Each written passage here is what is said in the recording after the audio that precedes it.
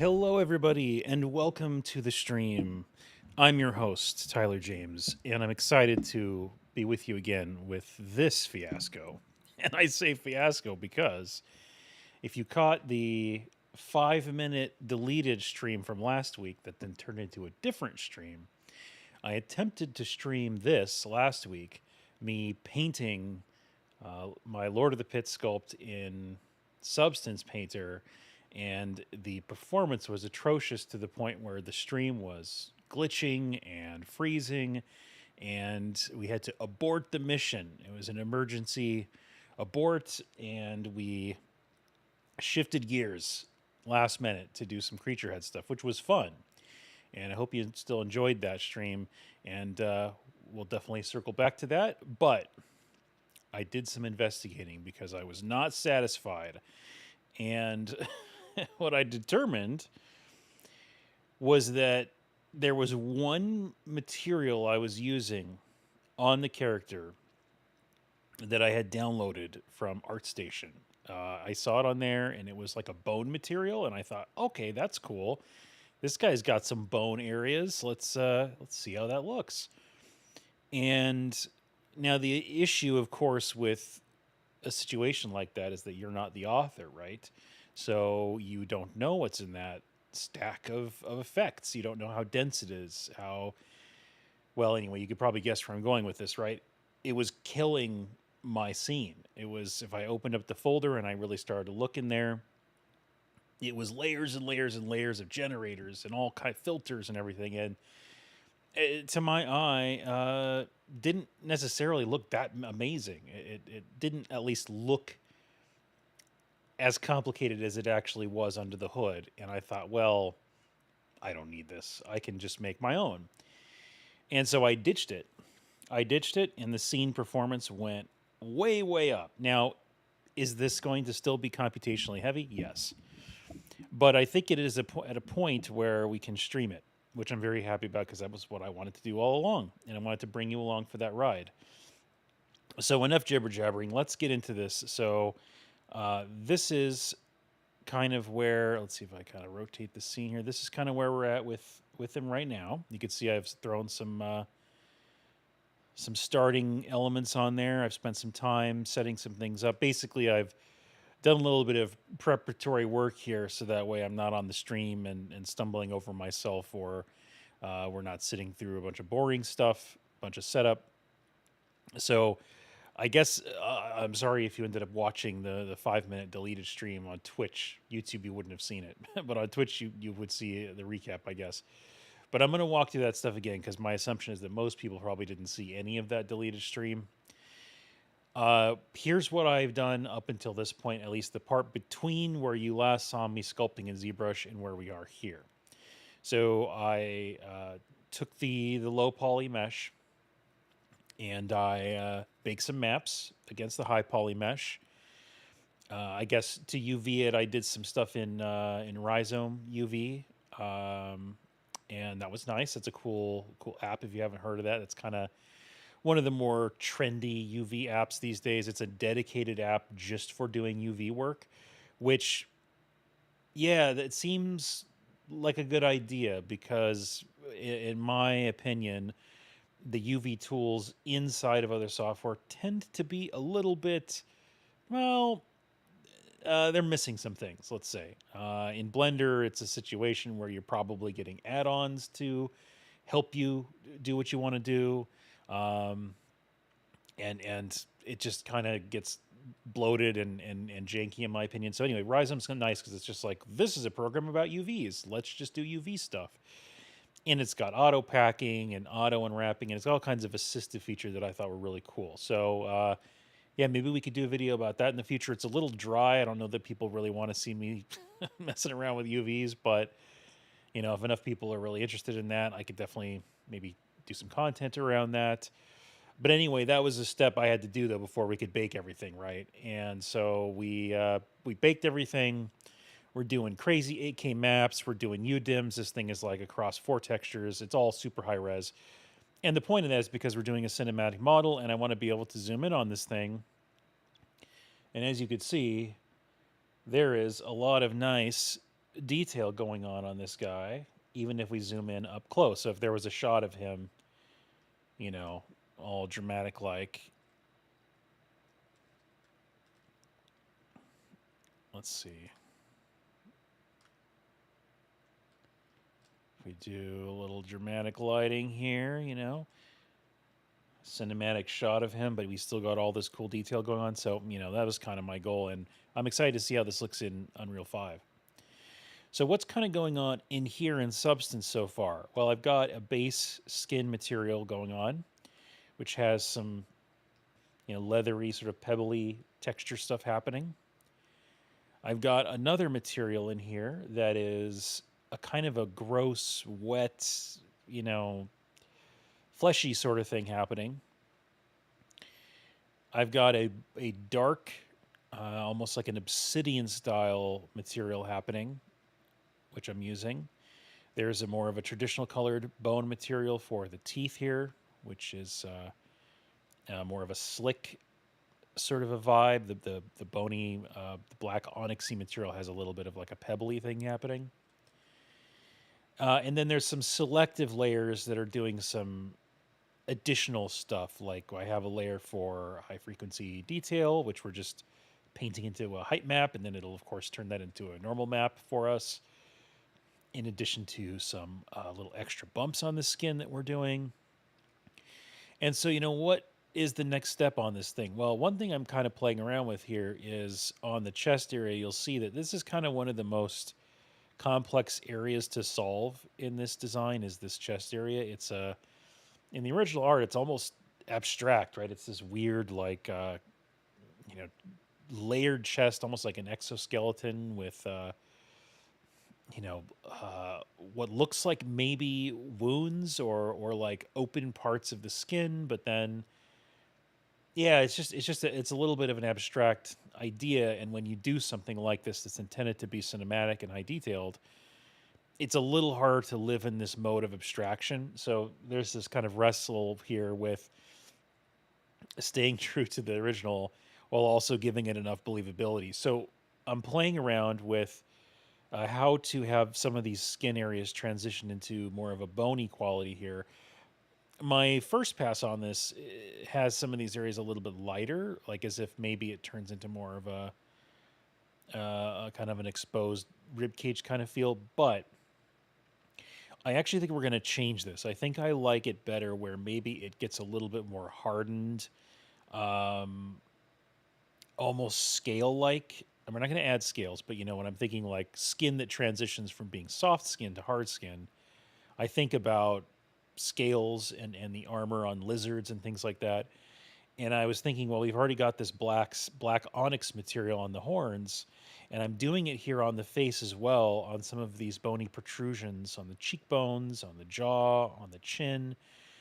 And it feels like maybe that's a good way for us to handle some of this stuff here in the chest as well. So yeah, the first step, I guess, is we're going to kind of undo, or I'm going to turn off this layer for the lighter stuff, and then we're going to use the bone layer here, this black onyx, and start to paint some of that stuff in. Okay, so where is that layer? Let's see. I'm trying to name things so we can be organized. I think it might be.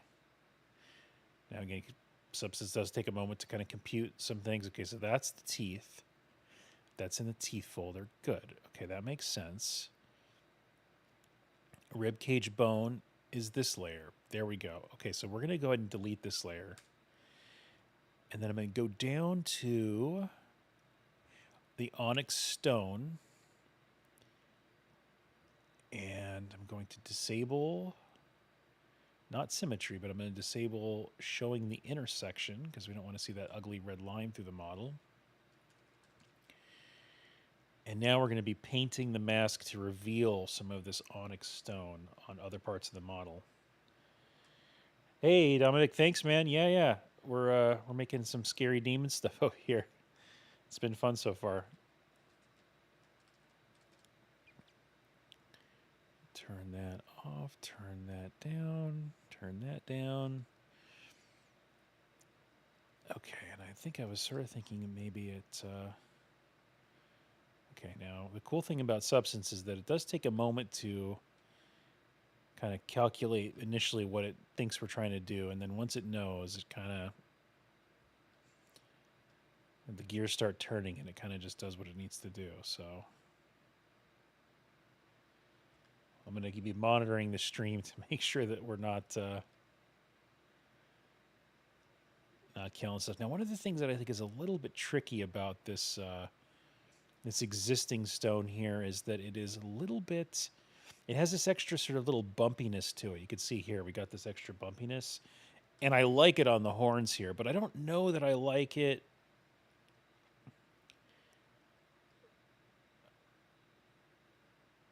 Yeah, maybe it's okay.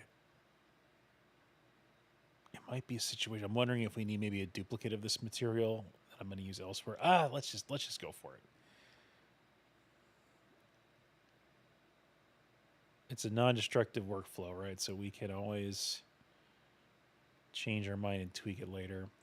And if I need to really see ahead of time if I'm going to like if it's got less bump, I can even just turn off the bump on this material. And we can see if we like it better. One thing I'm kind of doing here, though, is I'm painting with some opacity, so that way we're not just leaning into it 100%. Like on the horns here, it's definitely 100%, but on this rib cage area, I'm kind of like having a little bit of a lighter touch, at least in most parts. But I think maybe where it kind of hits a corner like this, maybe it just gets even more obvious.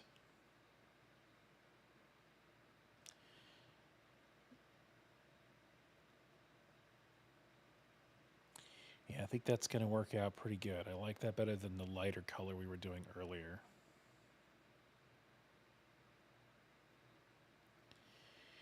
And I've been definitely looking at some cool online sculpts from great artists who do really cool demons and stuff, and just trying to kind of take some inspiration from some of those.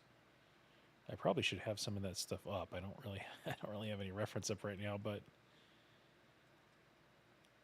I've got it in the back of my head anyway, so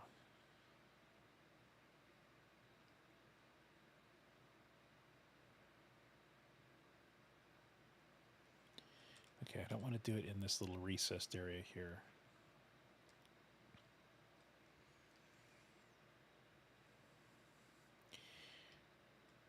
What's really cool about Substance is that you can add all kinds of extra height information that wasn't in the sculpt if you need to.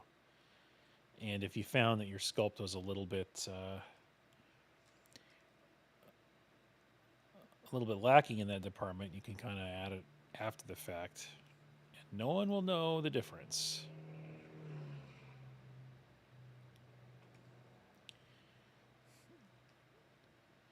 See, so like that one in the center there, this area right here, it feels like it's sticking out a lot. It's very exposed, and so that to me feels like it wants to be more obviously this kind of like dark bony material. But then as we get into some of these areas here where it starts to blend, I want to do that less.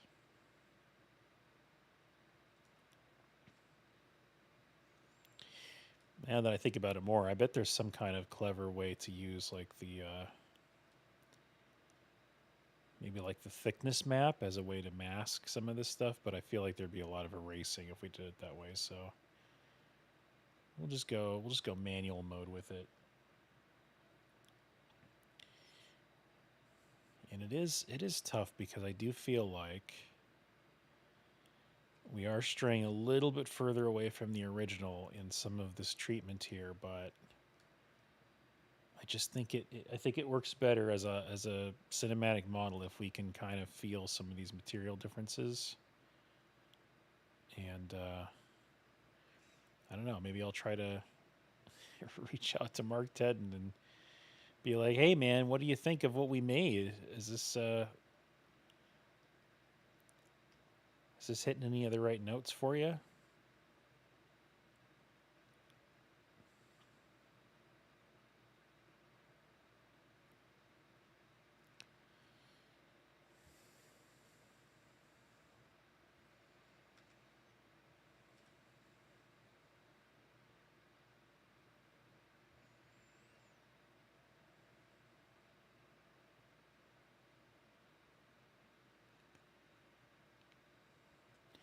Yeah, I guess going back to what I was mentioning earlier, the moral of that story with the downloaded material is just take a closer look at whatever it is that you download and just see if it's really worth the performance cost that it is causing. So one thing else I did, obviously, you can kind of tell here that there's some parts of this model that look wet and kind of grotesque, and other parts that are a little bit less. Um, it's not just in these obvious pockets here, but it's also in between some of these areas as well. I've got a little kind of line of that material, so that way we see a little bit of like a wet kind of glisten in between the parts, which I thought was kind of cool. I guess if you've got trypophobia, I apologize because this probably is triggering on some level. But I have trypophobia, and I'm not bothered by this particular sculpt. Maybe a little bit, but I don't know why. And maybe it's because I'm the artist. You know, that sometimes is a thing, right? Like you made it, so you're just feeling a little more comfortable with the material. But I guess if you guys have trypophobia, let me know. Is this design triggering for you? I'd be curious to hear that.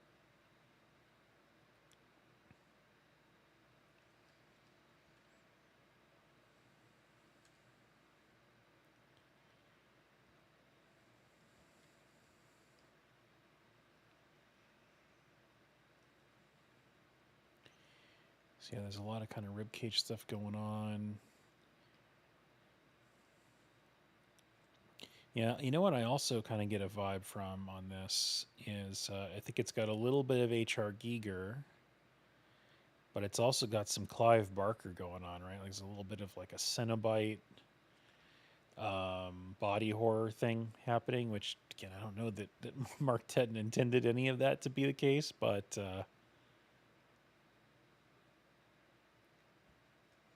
I think that's kind of where it ends up being when you look at the material, or you look at, when I say material, I mean look at the illustration, the source material, and you try to solve for some of the shapes he's making in that image.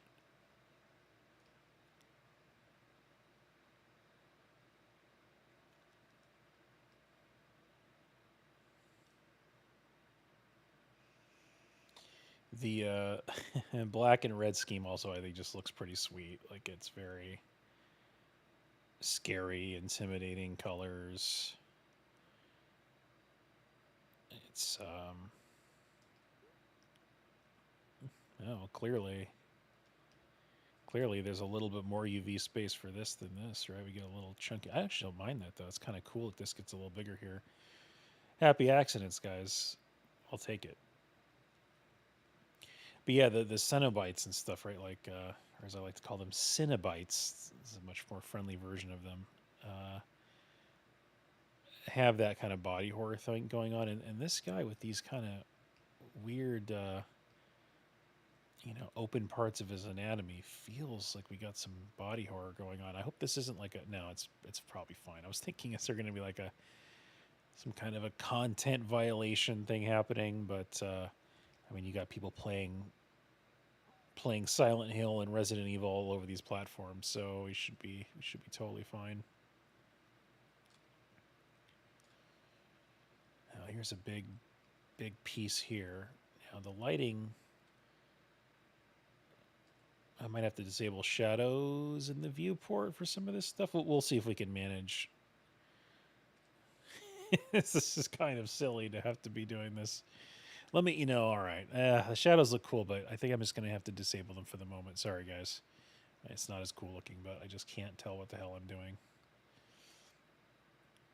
We have to favor content creation,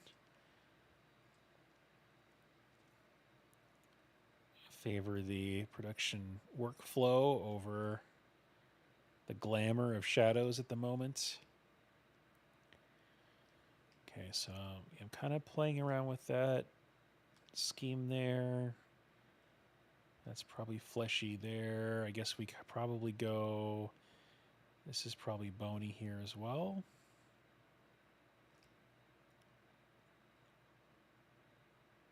think so. It's a little bit. Well, let's see. What are we doing? I'm not. I probably am doing it. No. You know what? You know what? Okay, this kind of connects to this piece here. I'm gonna say that that's not bony there. Yeah. Let's kill this. The. Okay, so we'll kind of say that that's like the transition from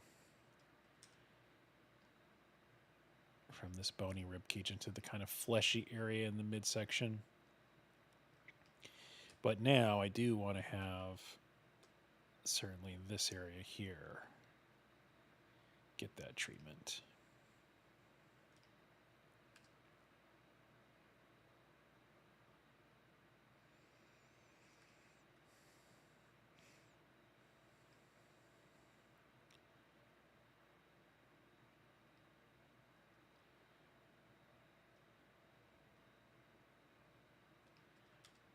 The symmetry's acting weird there, isn't it?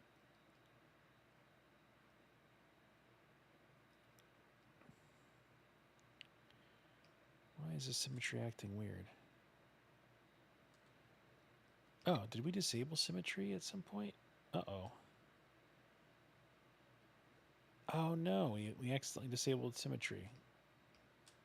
I don't know when that happened. All right, that's fine. Okay, well, I guess I'll turn it off again, and then we'll bring this back on this side here. I didn't catch that. That's okay. Get these sides mostly agreeing with each other, then I'll turn it back on. Good thing I noticed that, though. I guess... Yeah. All good.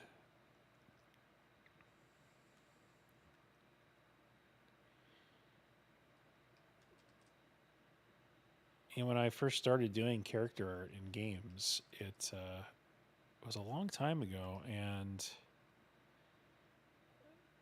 just some of the workflows that I'm doing here in Substance just feel so futuristic compared to what I was having to do back in the day. A lot of fudging, a lot of approximation, a lot of it wants to feel real, but you can't, see it all at the same time. So you've got to kind of work in stages and kind of pre-visualize. It was trickier for sure. Okay, so now that we've got that, let me get this filled out here and here. And now I think we could turn back on symmetry. Okay.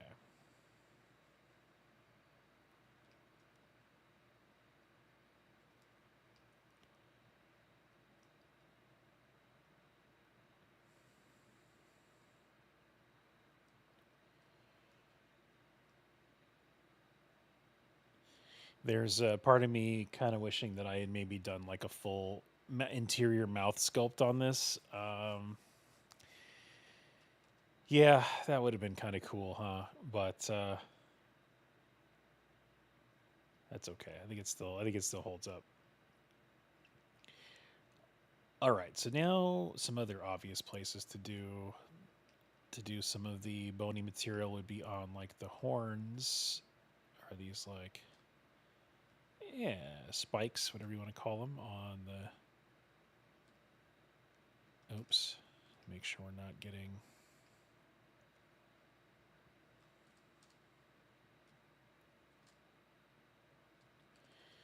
the wings there.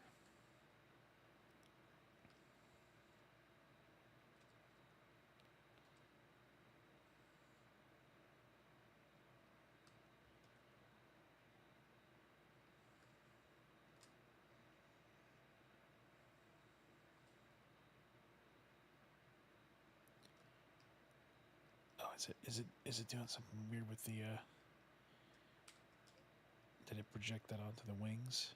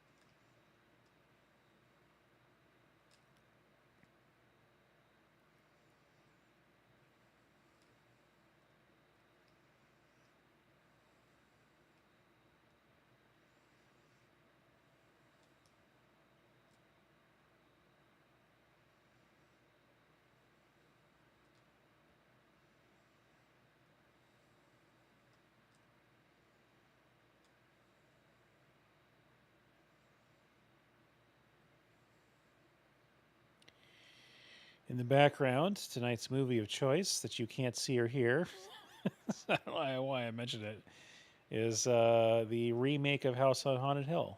I think this is 2000. Actually, when is this? Early 2000s? I could be wrong on that. It's right around there, I think.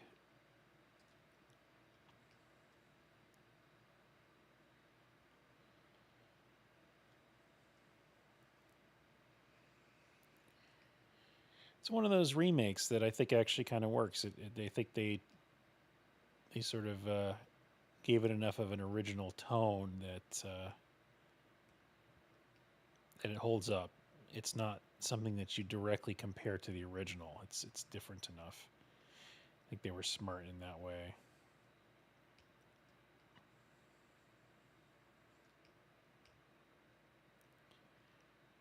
Oh, getting some clipping there.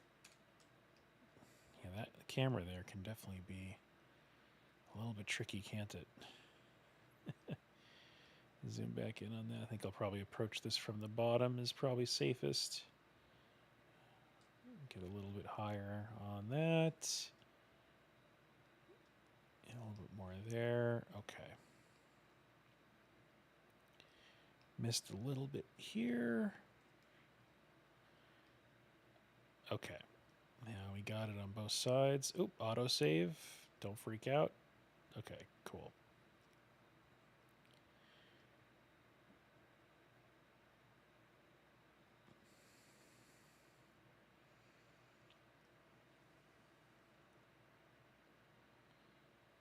All right, and okay, let's see. There's some spikes on the legs we want to deal with, so let's go ahead and do those. I have not done a whole lot of work on the lower body yet. I kind of used the head as a like a previs playground for the rest of the model.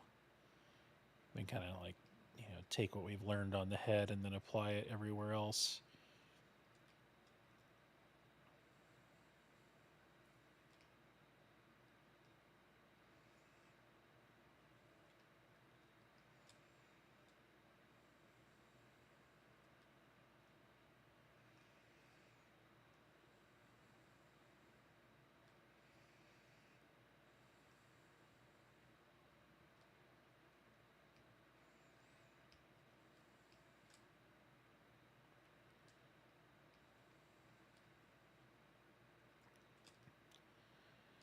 I like a little bit of this red showing through. Kind of almost has like a little bit of a subsurface scattering kind of vibe going on. I mean, it's not going to really be that way in the shader, but I think it gives a little bit of interesting depth to it.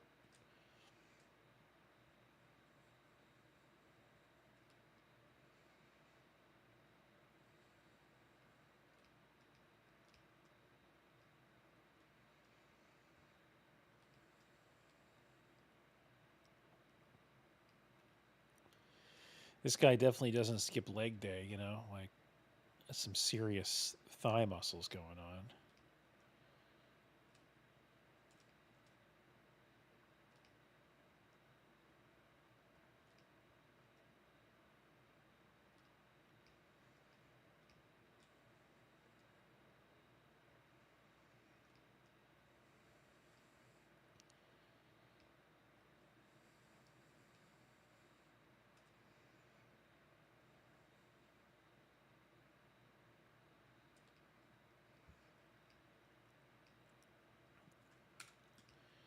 All right, let's see. We got the.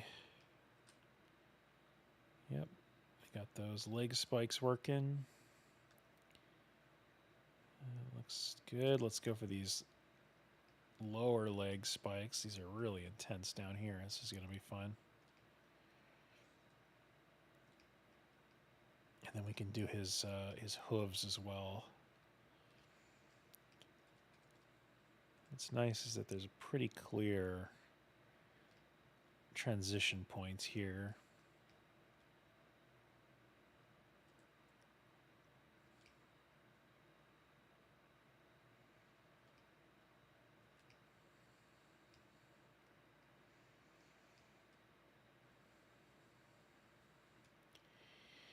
So the other thing that's cool is that we could change the tiling if we want as well. Like if this feels a little too repeated or something, we could change that. I don't know that I'm feeling that right now, but it's nice to know we can if we want to.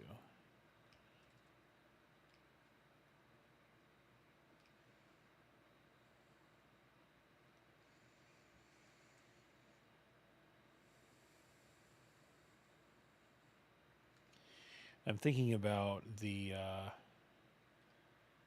nails on his hand, and I'm thinking, is that supposed to be this color as well? Probably is, right? I think that probably stays consistent. We just do a bone color or a lighter tan for his teeth only as kind of like a focal point sort of a treatment.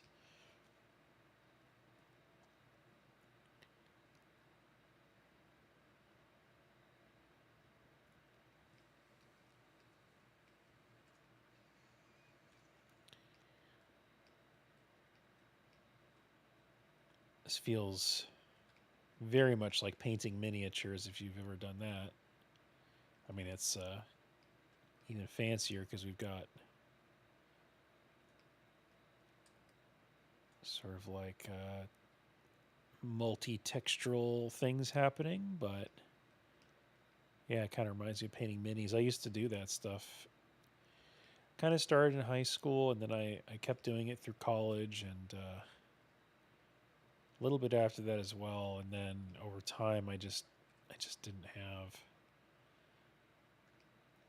enough time to devote to that. But I still really appreciate that stuff. I did Warhammer Fantasy was my thing, which I know most people are into 40K, but I was a fantasy guy. And I guess particularly appropriate for our subject matter tonight, I was a Warhammer Fantasy Chaos player. So it's probably no surprise there.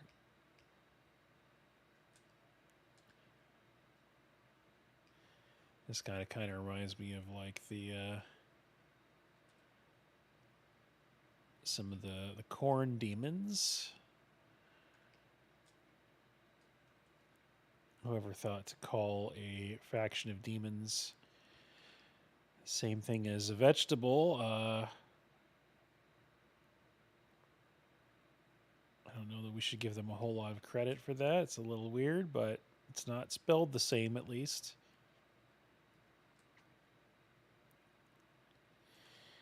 But that faction has a lot of red tinted demons. You've got bloodletters and bloodthirsters and these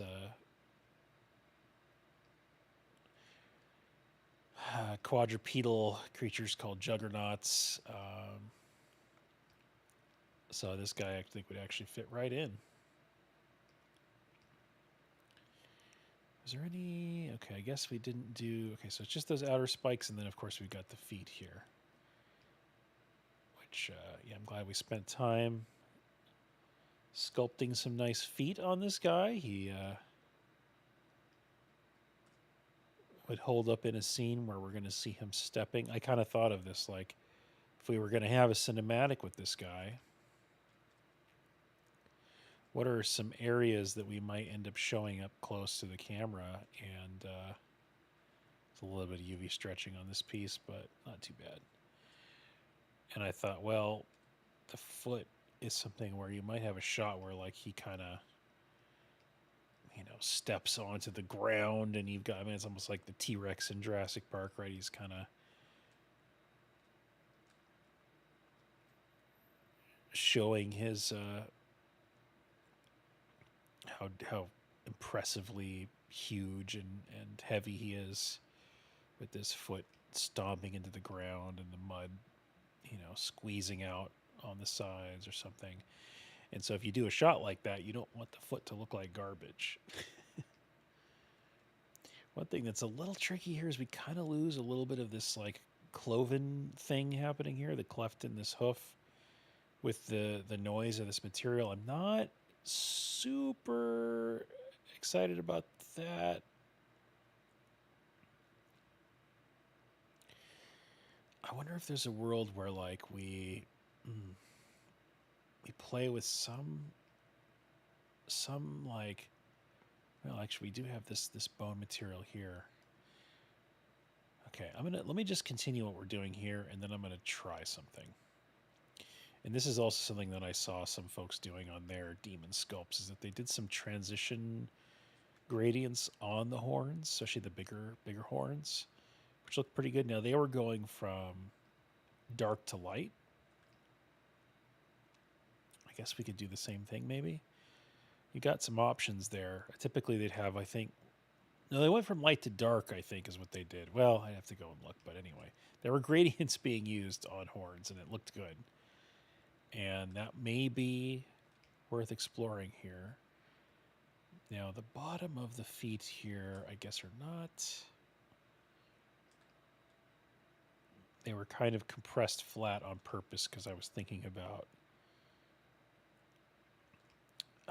this is like a 3D print, right? Or like a mini or like a statuette. I didn't want to have any crazy issues with feet. It's not quite as realistic because it is sort of hyper compressed, but I think it kind of works. I mean, we're probably not going to see the underside of the feet too much. I hope not.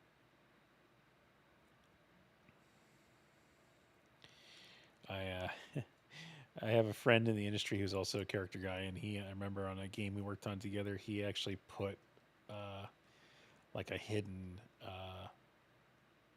bit of information on the underside of the foot of the one of the characters.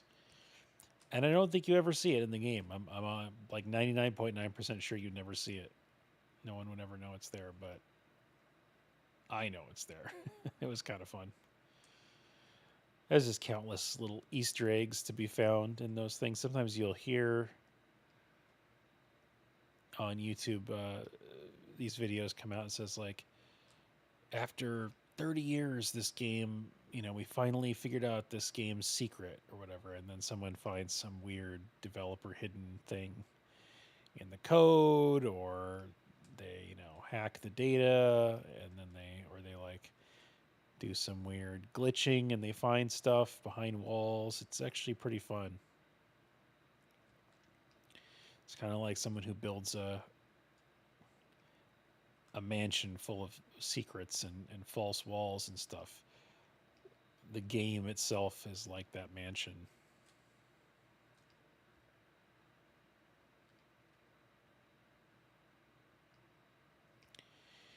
And if I were a rich person, I would definitely build a mansion full of weird secret secret walls and secret rooms and shit, because that's just awesome.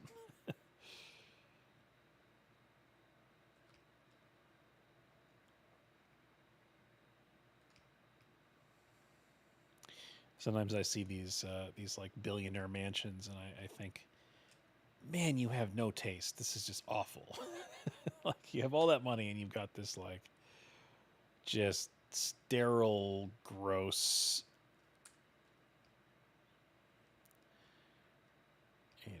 just zero vision sort of property.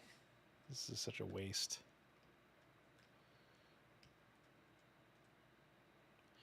And they're just like worth crazy money too, like 20-30 million dollars, right? I'm just thinking like, dude, give me like 3 million and I could come up with something 10 times better than what you've got going on with your $30 million mansion or whatever.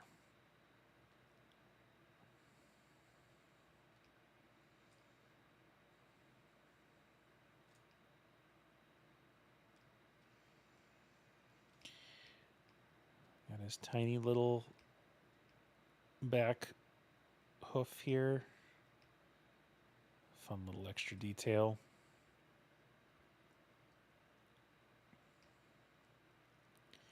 Okay, so we got that one thing that okay, so let's see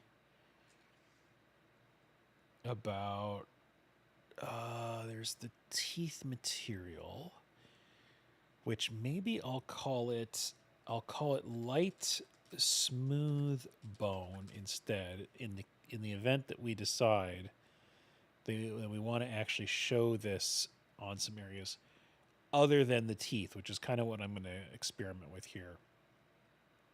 And again, I'm not sure if it's going to work, and I'm not sure which direction to do it in, but yeah, let's play around. Now I need to just check my brush settings. Okay, that looks good.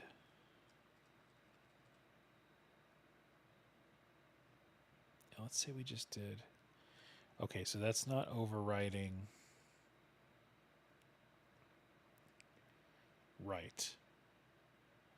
So, yeah, because the neural map stuff is additive. Okay, I don't want to do. Okay, so I'm not liking that as much.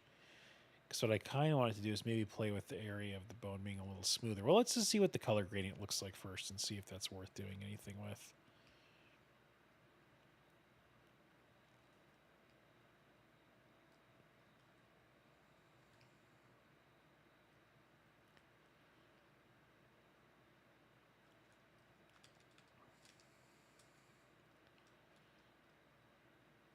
No, I don't like that. Okay, no worries. Got to try, right? You got to try. Let's just keep going with this bone. Let's do. We got some stuff on the wings we can do here. There's some stuff on the tail. Let's make sure we're still. Yeah, we're still on symmetry mode.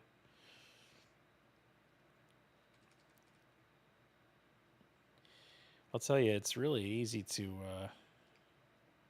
sort of get distracted and have your attention pulled in multiple directions when you're doing this process. Because you think about some idea and you're like, wow, I want to try that. Oh, man, it might be look really cool if we try that. And then you didn't finish with whatever you were doing. And I think it's a little bit easier in a program like Photoshop where it might just be that I'm more comfortable in Photoshop than in Substance, but it feels like in Substance you kind of maybe want to be a little bit more comprehensive about each pass before you move on and get distracted with something else. And part of that is because, oops, wing is in our way.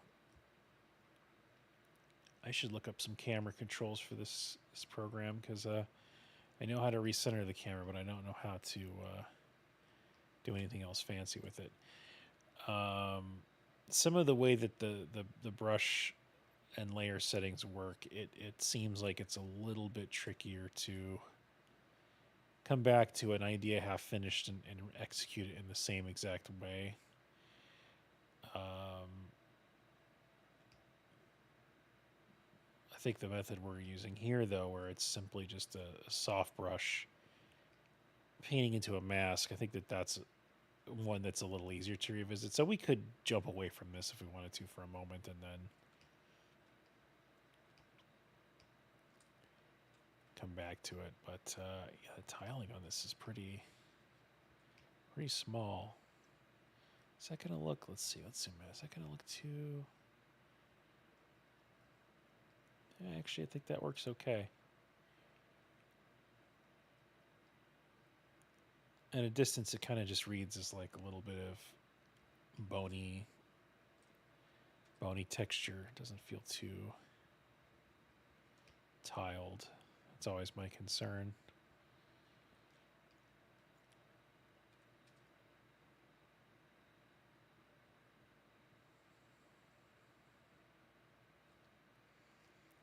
If we had done these spikes as different objects in ZBrush, we would of course have like a ID mask we could use to control some of this stuff. But yeah, it's just kind of like just painting it. I think it's kind of nice to just get in here and have maybe even a little bit of organic flaws in some of these transitions.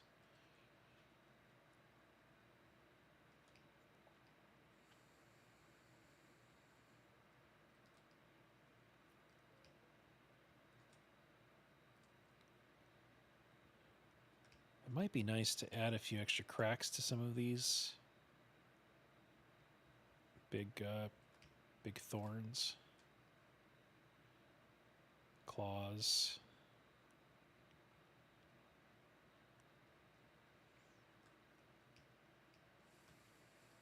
What would you call these? Claws, horns, spikes, thorns?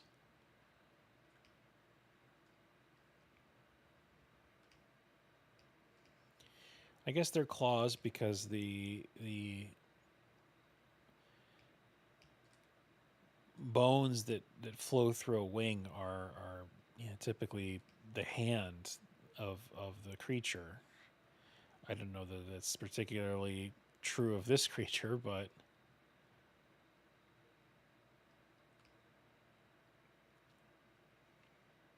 UVs actually are pretty cool on that, where we got like a little bit bigger texture, it gets a little smaller. That's kind of cool. I like that.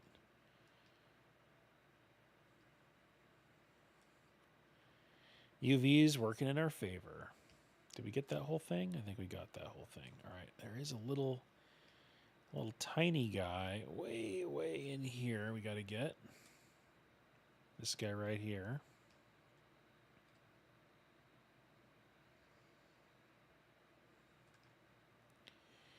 We don't actually have subsurface scattering on this model at all in here. It does support it, but I was having some trouble getting it to look correct in the iRay renderer, which we haven't looked at all today, but whoops, oh no, I think I painted on the, yep, painted on the tail. Did we get it anywhere else? No, I think we're good.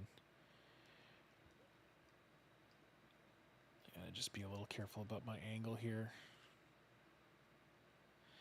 The iRay renderer is like the fancy photorealistic renderer that you can switch to, which I can show you guys in a second here, but it was not letting me do subsurface scattering. Like it looked, it was doing something, but it definitely wasn't doing something correctly. And the only thing I could think of there is that I know that it's sensitive to the scale of your model. So I think that there might be something weird about the scale of this model. I haven't really been paying close attention to that, which I should be, but I'm not. It won't be an issue when we get into Unreal with this, because in Unreal we'll be tuning the subsurface maps so that they look good in Unreal, like with that engine.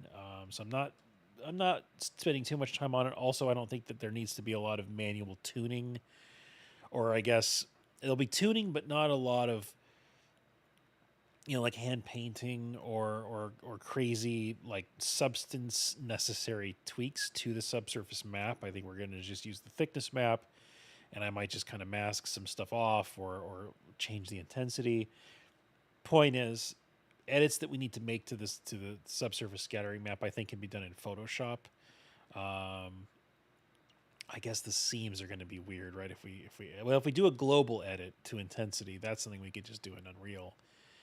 Okay, well maybe we need to tweak it in Substance if we need to do some selective stuff, but anyway, it doesn't look right when I switch to iRay and view it in Substance. It actually doesn't look terrible in this viewport though, like what we could call like the working viewport or the preview viewport, which is honestly pretty high quality view anyway. I mean, you guys are seeing it here, and I think it actually looks pretty decent. It doesn't look photoreal, but it definitely looks high quality. And yeah, you can see subsurface scattering in this view, but I'm just not worrying about it for right now. I think once we get it into Unreal, we can maybe start to tinker with that. That's kind of like, I think, the last aspect of the material qualities for this character. And then we can think about things like rigging and effects and whatnot. I was looking around for an experienced rigger to work on this, but everybody that I've contacted has been busy. So, as is the case usually with riggers, they're very in demand. So I guess if you want to be an in-demand artist with never a question of job stability, become a rigger. There seems like they're always busy, but it will probably mean that I'm going to have to just rig this myself, which I'm not a rigger.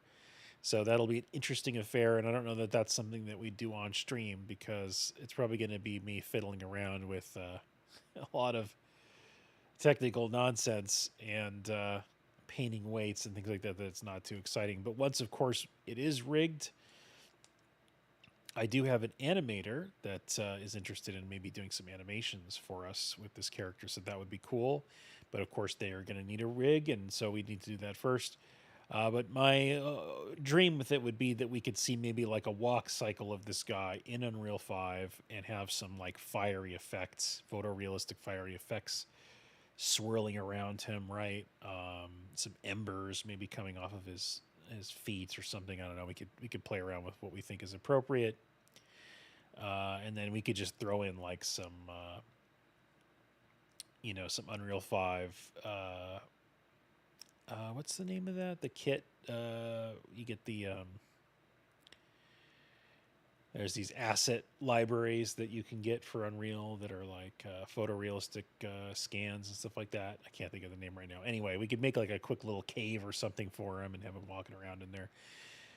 That could be cool. I'd like to go that far with it, and so we'll just kind of have to play it by ear. But obviously, I'm going to try to take you guys along for the ride whenever I can. Whenever I think that you guys won't be bored to death watching me do something that's not very visually interesting. Okay, anyway, back to this. Let's get back to these wing horns.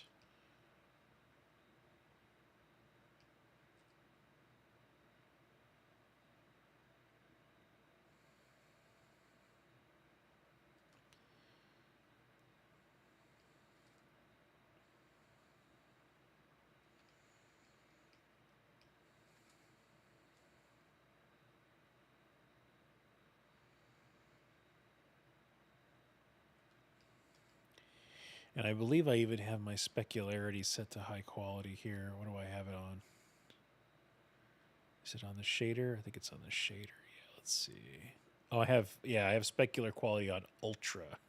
So, yeah, this viewport looks pretty good, right?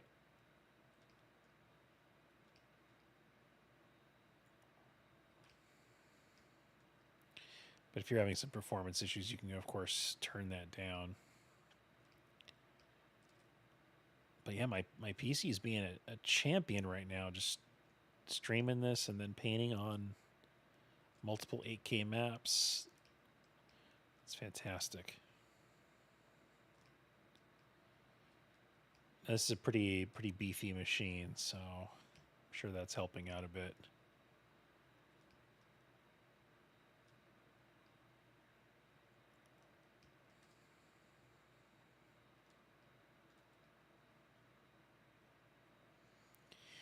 I'm gonna be excited to get in here and like paint some of this skin variation on the wing.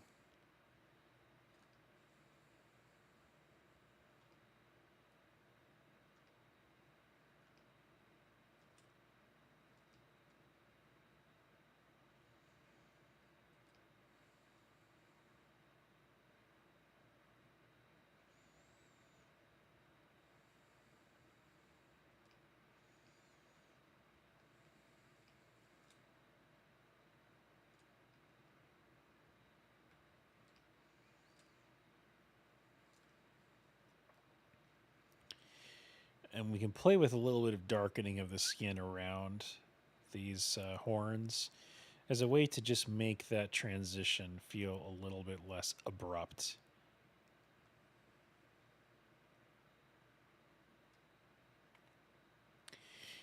Yeah, yeah. That so it's interesting you mentioned that. So that was something that I looked into, and so the free version of AccuRig is for bipeds only, and it would really struggle with this model because it's not.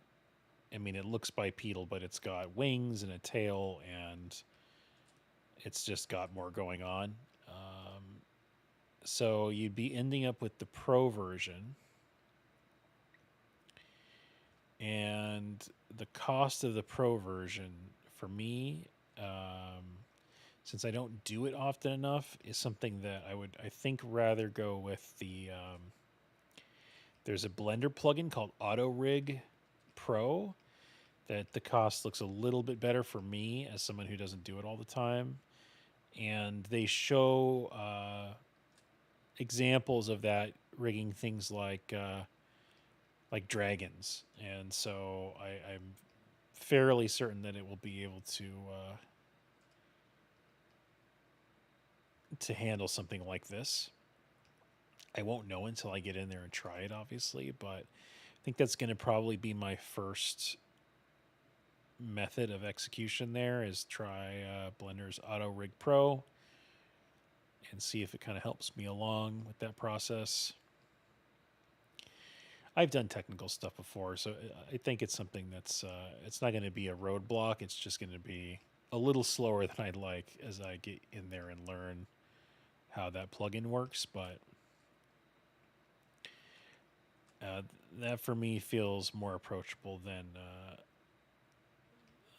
purchasing a Maya subscription or something like that. That's only going to make sense if you're somebody who does it all the time. But I know, of course, like pro riggers and stuff, they appreciate some of the tool nuance and feature set of some of those bigger apps, and I get that. So we'll have to see. We'll see if like something like a Blender plugin is sufficient for doing what we want to do. How much customization? I mean, it might be just something where it can do everything we want it to do. We just have to spend some time with it, and I'm okay with that.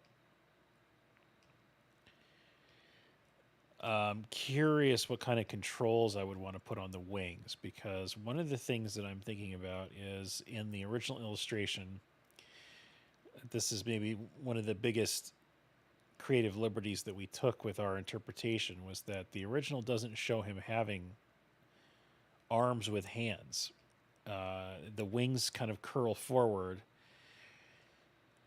and you just see the implication of arms. There's shoulders and upper arms, but then they get lost. And I think maybe it was intended that the arms don't end in hands; that they just end in wings. Like maybe they fuse into the wings themselves, and they don't exist as separate arms like we've done here. I kind of like bifurcated it, right? Like we have these sort of secondary arms that come out, which you do see in the illustration as well. But I think Mark might have intended both of these arm or these extremities to kind of fuse with the wings, and that there wouldn't be any like separate independent hand or arm from the wing. And so because kind of took this strategy here, one of the things that the rig, it would be nice if it did, is if it was rigged enough to where we could curl the wings in and sort of hide or tuck the arms into that as if they were integrated, so that we could have it take the pose of the illustration. I think that would be nice if we could try to pose this so that it was matching as closely as possible to that, as if we were, bringing the illustration itself into 3D. It's kind of like one of the high level goals here. So that's probably, in my assumption, the trickiest part of what I want to do with the rig is get some good controls on how the wings can fold in. There's a lot of geometry, so it should be able to support some pretty good flex without there being too much distortion, but yeah, again, we won't know until we get in there and try it. when you're working on a production and you're working with an actual rigging person, a lot of times what happens is you do your best to estimate the topology needed, but then the rigger does stuff and comes back to you and says, "Hey, I'm going to need more loops in this spot because this spot is really stretching a lot." And then you got to go in there and give them some extra loops. I think it may be less common in cinematics where the base model geometry is just really high anyway. So there's typically enough loops for everybody.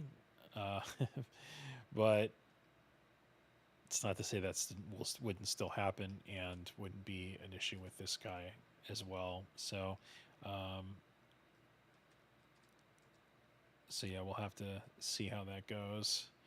But yeah, that's a good thought though on the actor core, um, and that was a place that I also already had gone to in my head as well. That was like the first thing I considered. The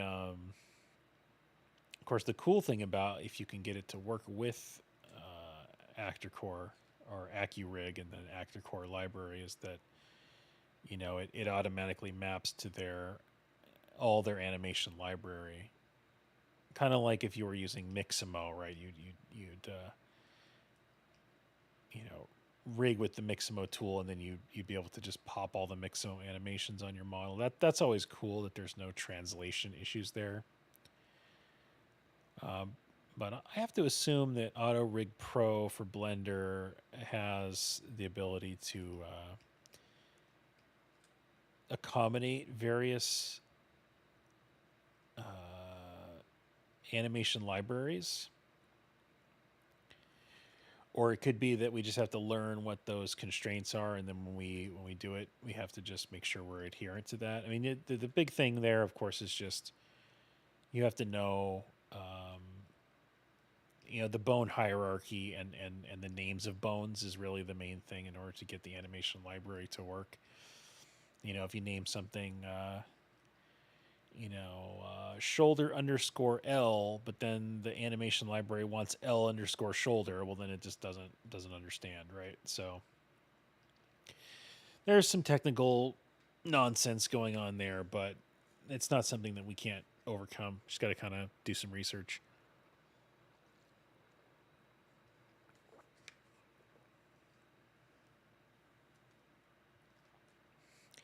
I'm curious, Dominic, have you ever tried rigging before?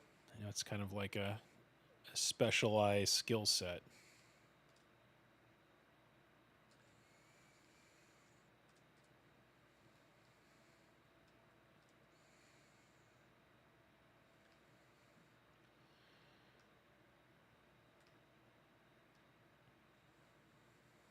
Okay, well, at least it knows to rotate around my last touch point on the model. Thank goodness for that.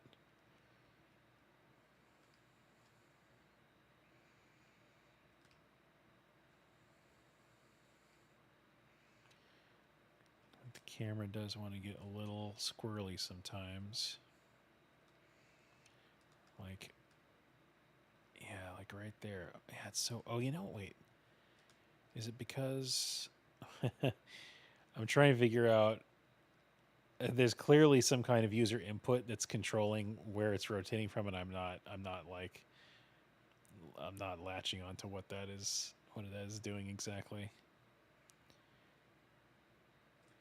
I'm fairly new to Substance, so I'm just still getting used to some of the quirks. I know enough to be dangerous. Let's just put it that way.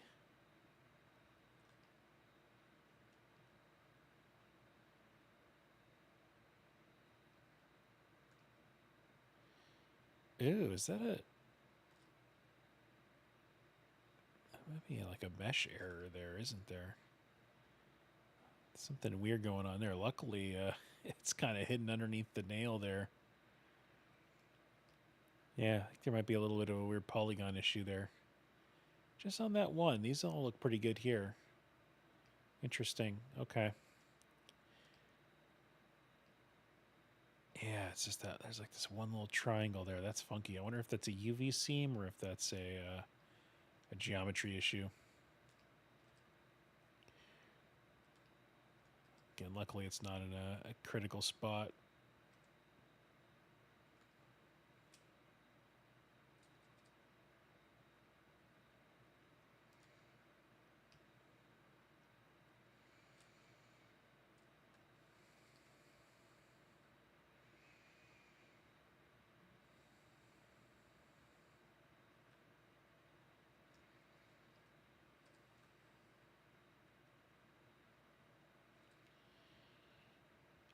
Oh, that's cool. You did some rigging in Maya. Yeah, I know a lot of friends who who do rigging professionally, and they are definitely Maya fans for that stuff.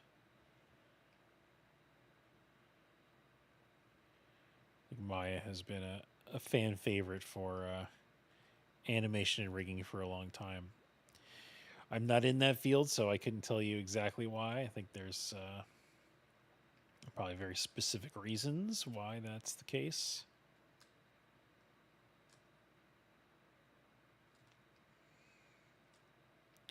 I have one buddy who actually likes 3D Studio Max for animation.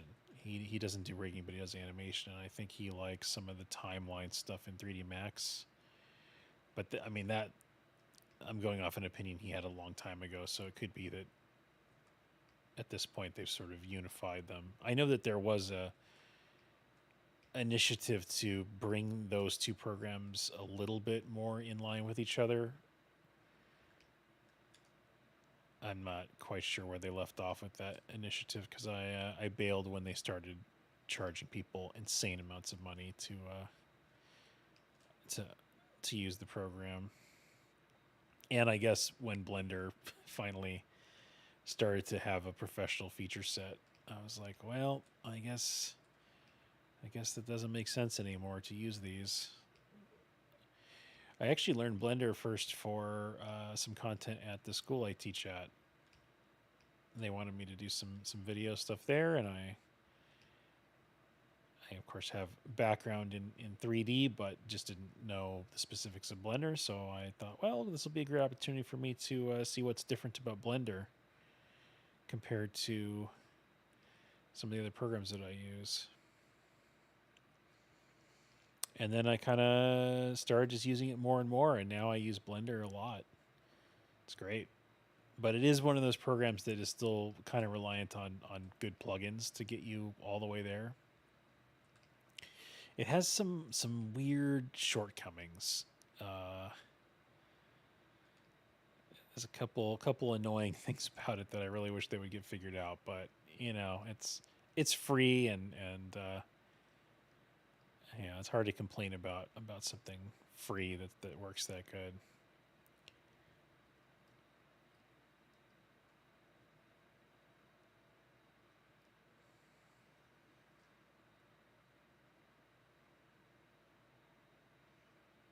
It was, yeah, the bit of programming and organization. Yeah. Well, I do say that if a task starts to involve any kind of coding, I usually that's when I bow out. So it's not that I'm completely clueless about it, but it just in terms of like holding my attention, it's really tough for me to stick with that. I'm just too much of a visual person. But I can handle nodes, like node stuff. I'm cool with. I have a lot of fun with node based workflows. I should get. I actually I have Houdini and I just barely started messing with it, and it seems interesting. I actually the reason I was messing with it is because I was trying to have it. Well, actually, I talked about it on stream maybe a month ago, where I was talking about some of my workflow in Blender for making little hard surface like previs or like reference models for painting over.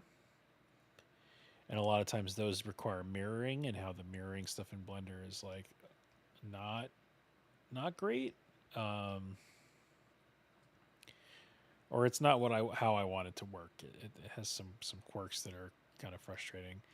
Um, and and so I was kind of reading about Houdini, and I was like, "Man, actually, Houdini seems like it's sort of built for some of this workflow that I'm going for. And it's like no matter which thing which program I decide to use, there's always something that it doesn't quite do that I want, or it behaves weirdly. So with Blender, it's like it's not smart enough to know how to like uh, mirror a collection of objects and clip them to a certain axis and then boolean them, like do multi booleans. It just, yeah, it just can't do that unless you voxelize, and at that point your computer just like, you know, explodes because the voxelization in Blender is really poorly optimized. So then you could go over to like a voxel based modeling program, which, you know, that, yeah, maybe that's the solution. But then you have this those programs tend to also, I think, be really good about booleans, but aren't as great about multi-object. I'm gonna hold off on that statement because I don't know that I've done enough research in that area yet. But yeah, so then it was like, well, Houdini is really good about like multi objects and booleans, but it's it's not great in terms of like kind of modeling freedom. You know, it's not really a modeling program. You can model in there, but it's not really its primary use. So it feels to me anyway a little clunky in that area. So again, it's like you pick your poison. There's always something a little weird about it, and I think Blender ended up being the one that still just felt like it was the most or the closest to what I wanted it to be, and so I kind of just deal with it. But yeah, it's the search continues.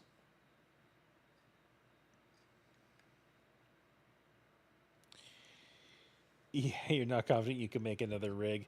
Yeah, I mean, some of those technical workflows are things where unless you do it often, that information just completely leaves your brain, right? Like, I think most things like that are that way, but the more technical it is, the more like weird specifics there are. I think the more likely it is that that stuff's going to just vanish, and you're not going to be able to recall.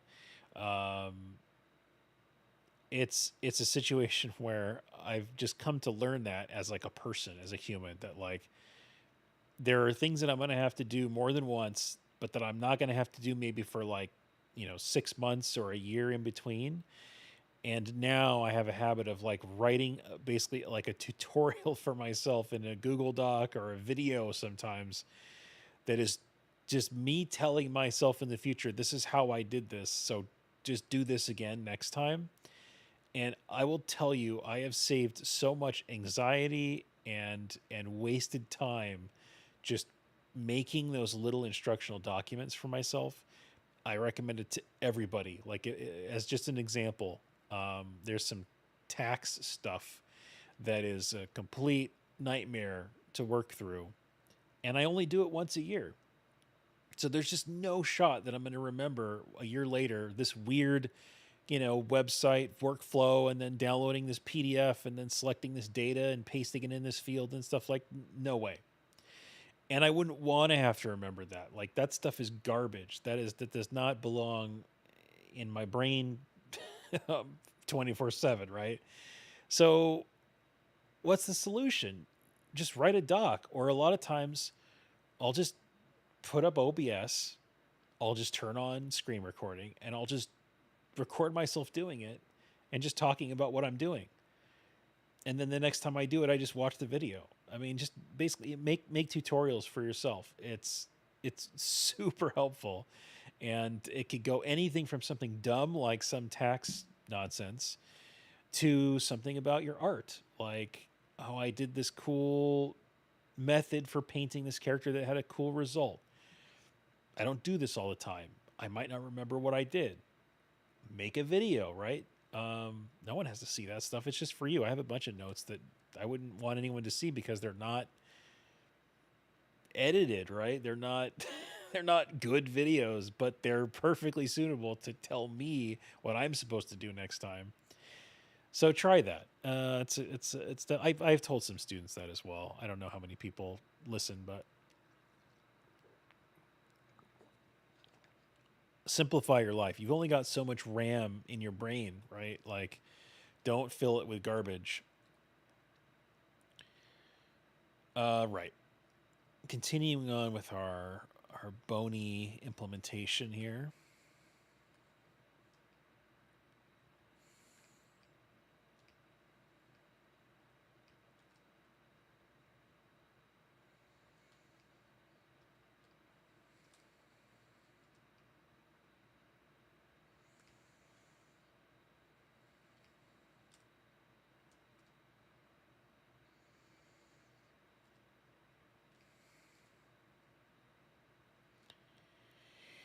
I think the biggest maybe challenge with creating content like that for yourself is just the foresight to make it in the first place, because sometimes that sort of stuff is really annoying to deal with in the moment. You're like, man, I just want to get through this and get done with it because it feels like a waste of my time, or it's like unnecessarily complicated.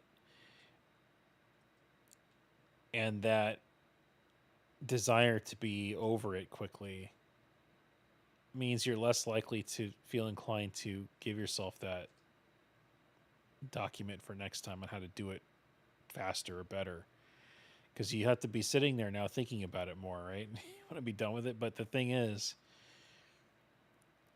if you don't take a little bit of that time at the beginning, then every time you do it, it will be painful.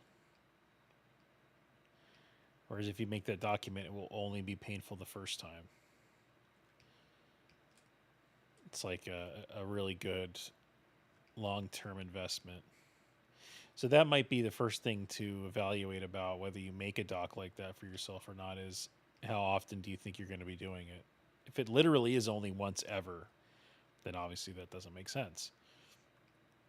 If it's once every 10 years, that maybe doesn't make sense.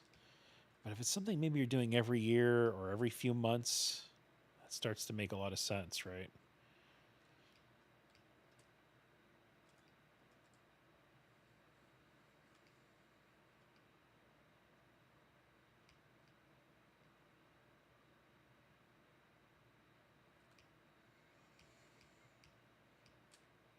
Yeah, I knew I missed a little bit of this intersection here.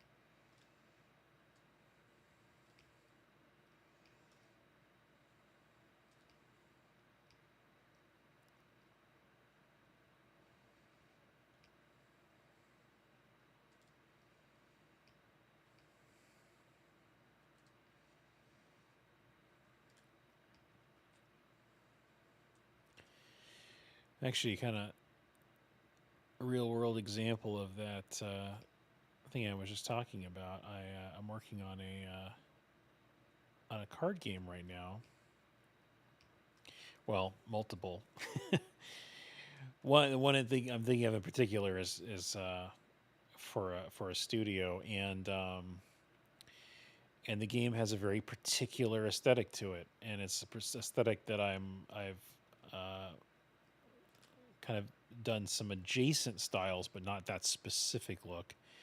And so for the first illustration, I had to do a little bit of kind of experimentation to see what my workflow would be, to see if I could execute it the way they wanted and if I could do it efficiently. I mean, the first time through, of course, it's going to be a little longer as you're testing things. But I was able to figure it out, and it wasn't that complicated, and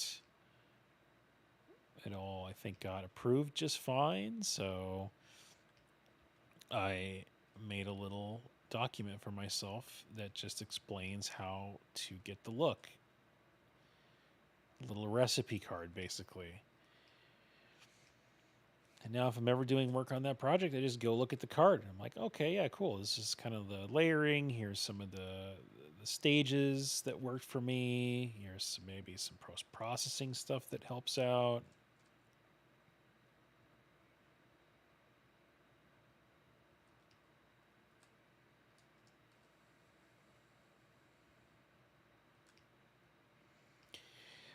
This project here is a project where there's a lot of really specific little technical things that I've learned along the way that I probably won't remember if I wait 6 months and then I have to try to recall. So this entire project, I have a document where I'm basically documenting for myself all of the steps of this process and any little kind of realizations along the way. So the the way that this lives on my computer is it's not just a substance file or a ZBrush file sitting somewhere. It's a folder, and in the folder is like a ref folder. There's like my substance files. There's my ZBrush files. There'll probably be some Photoshop stuff, right? It's going to be some Unreal stuff. And it all lives in like a project folder, and there's notes in there. So I have it all in one place. I can go back to it, and that's just an easy way for you to get a whole lot more value out of a single project, because it's not just this end result; it's all the learning along the way, and it kind of enhances every project you do into the future.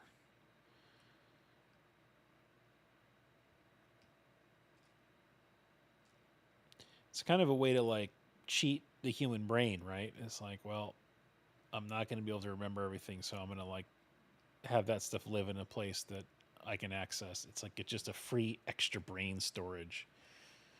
Life hacks, in a way. Okay, let's see. We've got this table thing is gonna be interesting. I'm not quite sure. Probably end up doing some of this bony stuff here. It's probably treating this like the rib cage, is my guess. This tail situation here. But what I want to do is definitely get some of these end pieces filled out, because there's some really clear bony elements on the tail here. He's got like a stegosaurus thing going on.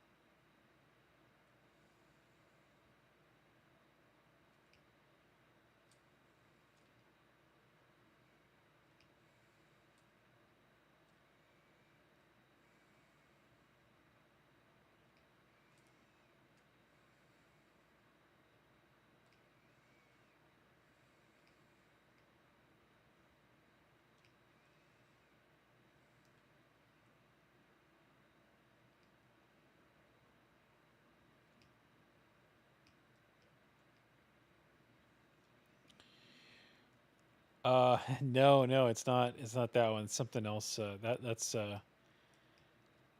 I worked on that game you mentioned back in 2019, but the one that I am mentioning is something that I just started working on late last year, um, and is not anything to do with the studio. My personal my personal projects. It's something I'm working with a client on.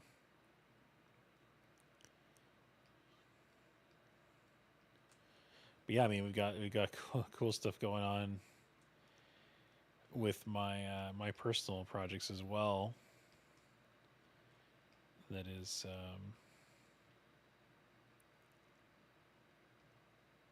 coming out this later this year. Hopefully, is the plan. I'm excited to share more about that when I get closer to unveiling it.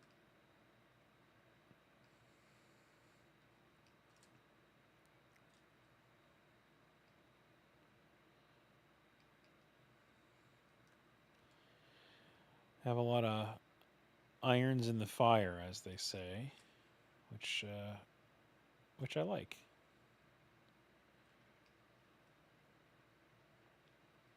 Okay, so maybe we do because there isn't a clear delineation here of like bone to well. Yeah, okay. I think I'm gonna just keep it more to the top of this little mound here.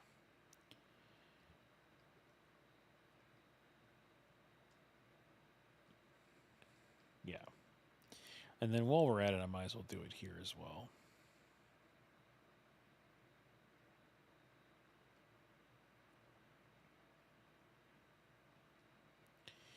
Yeah, yeah.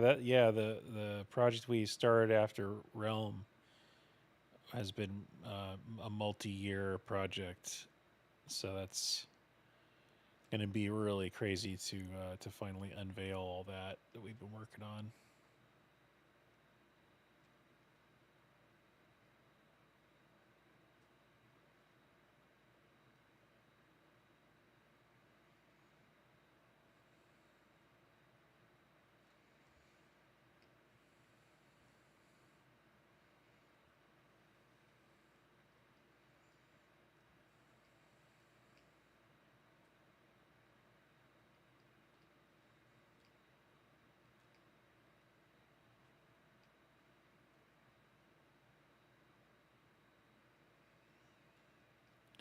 And then I've got another project, personal project that will come after the launch of the one we're launching this year. And that one I'm also really excited about. That one is definitely a unique product, a little riskier, but I think it's going to be one of those kind of high risk, high reward sort of projects. So we'll have to see how that goes. Again, I'm sorry, guys, for the vagueness. I just not able to talk much about it yet. As you know, it's all carefully coordinated with like marketing and all that. They gotta plan out the roadmap and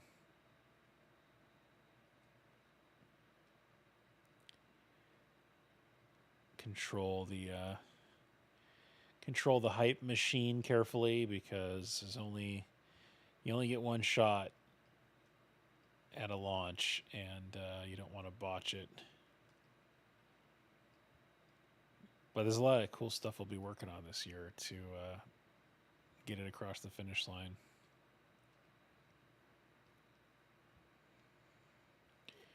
I have a lot of confidence in the product. I think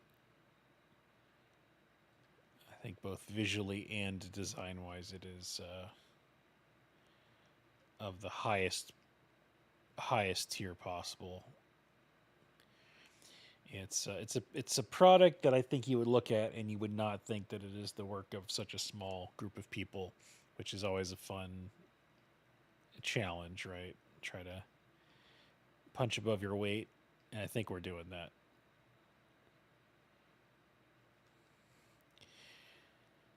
Just to zoom out here and make sure I'm not making any like misguided choices here. Like, is this supposed to all be sort of bony, this whole ridge? Probably the whole ridge. Yeah. Okay. All right. So I just want to lean into this a little bit more.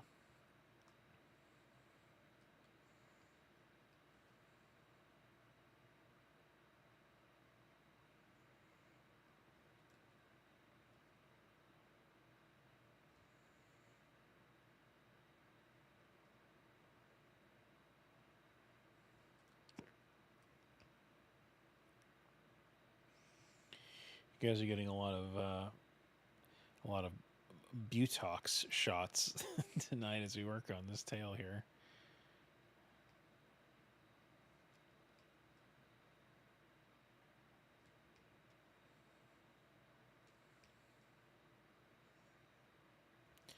I'll definitely say that if you're somebody who's not comfortable with anatomy, it's going to be tricky to become something like a creature sculptor. And you might think, well, a creature sculptor like that's just creatures, right? Like, that doesn't mean I need to look at humans. And I hate to tell you this, but creature anatomy oftentimes is inspired by human anatomy. So, yeah, just something to think about as you're considering your career paths.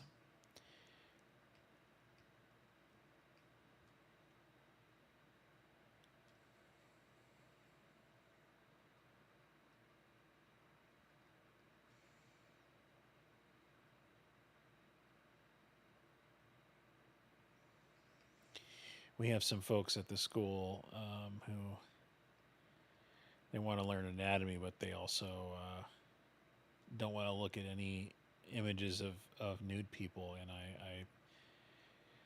well, I mean, it's tricky, right? Like, I don't know how to navigate that.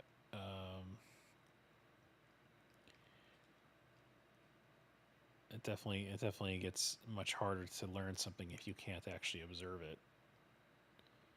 I guess you can kind of just rely on like diagrams and things like that, but boy, it's a rough one. It's a rough road.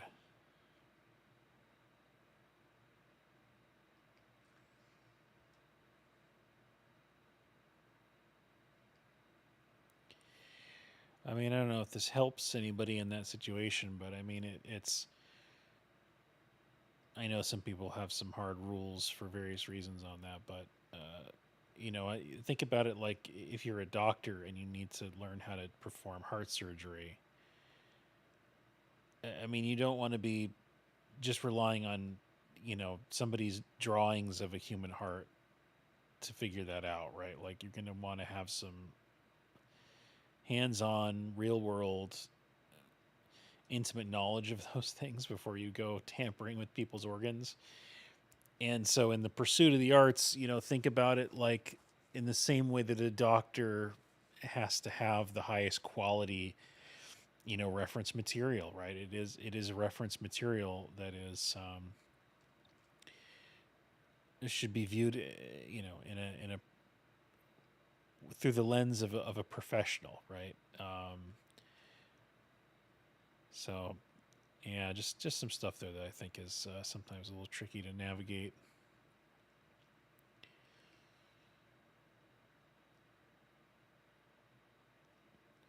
So, like, for this character here, I'm not like, oh, look, he's got a naked butt. It's not. It doesn't ever enter my brain, right? I'm just thinking about what sort of anatomy does this guy need to have to make him look like he's a functional person. Um, and I think that's kind of a very basic aspect of becoming an artist is sort of just, thinking about it from a practical standpoint. Okay, so there's that. I guess this is all kind of fleshy in here, all this weird stuff, so I think we can kind of leave that. Did we get all of the bony parts? We might have gotten everything. Isn't that cool? Yeah. So again, like we're going to maybe finesse all these transitions, right? And get some interesting color variation going on. Let's save the scene here. And now I do have a material for the eyes that I think would work for the his hands have eyes actually on them. Kind of got a little bit like a Guillermo del Toro inspiration there. So maybe we can use that.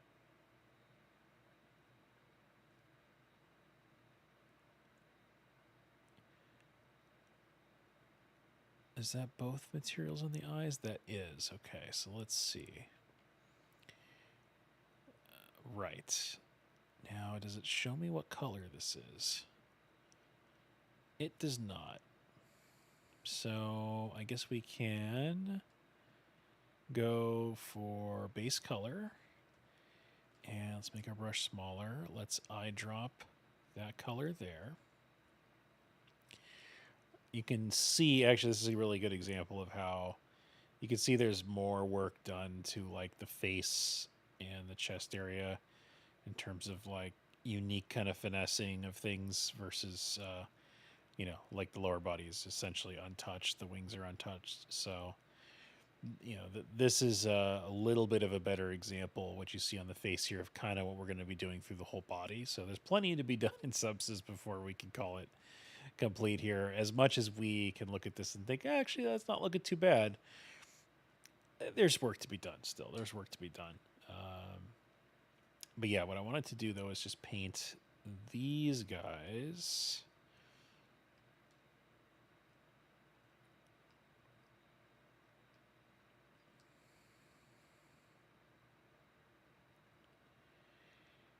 And I think we're going to also want to paint out some of the skin. I have like a global bump on everything, and clearly those bumps don't make a lot of sense on an eyeball like this. So I'll mask out the height on the,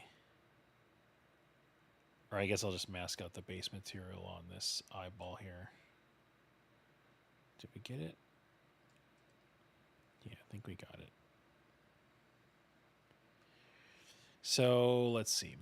Base skin mask. Yep. And there we go. Yeah, there we go. Smooth. Wet eyeball situation happening.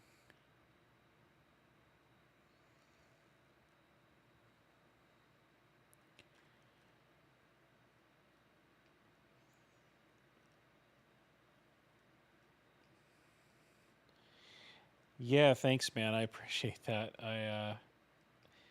I'm also looking forward to it. It's been a long time coming.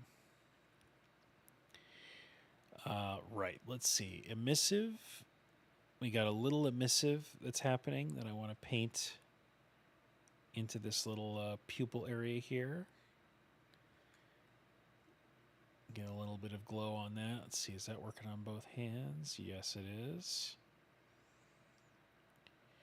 And there could be that we want to paint maybe some like weird little like veins and things going to that. I'll leave that for later. What I'd like to do is get some of the sort of wet zombie flesh working in some of these other areas in the legs. So let's go to that layer.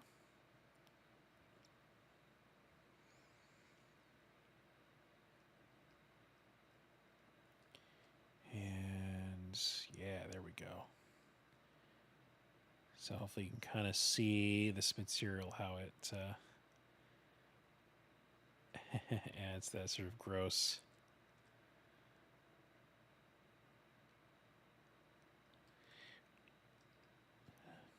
kind of wet, fleshy thing going on.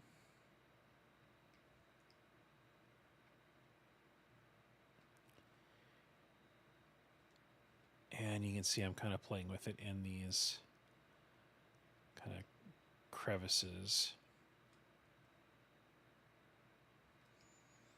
You can kind of see how it gives us a little bit of that. You can see right there a little bit of that sheen in between the skin there that I think looks pretty cool.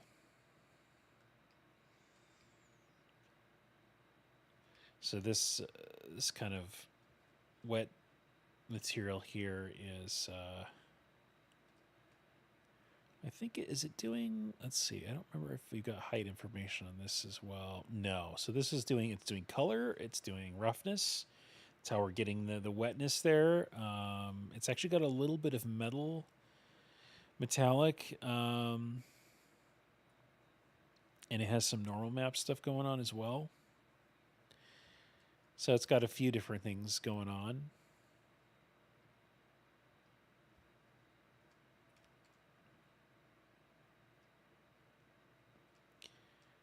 Just kind of more of a global. Yeah, nice. There we go.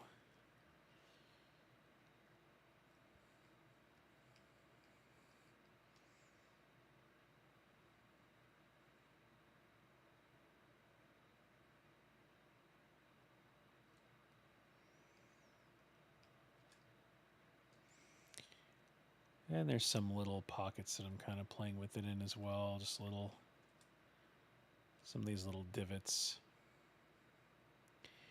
What's nice is that, we could do this with opacity, right? Like we don't have to be binary about where it is and where it isn't. And we can have just a little hint of it. And it just adds a little bit of that realistic variety in the material.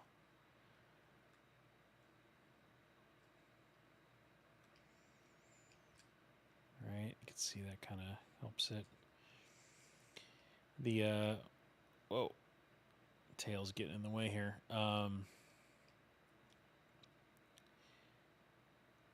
It's reliant on a layered approach, right? It's like not going to be solved with one specific addition. It's going to be a combination of efforts used in tandem.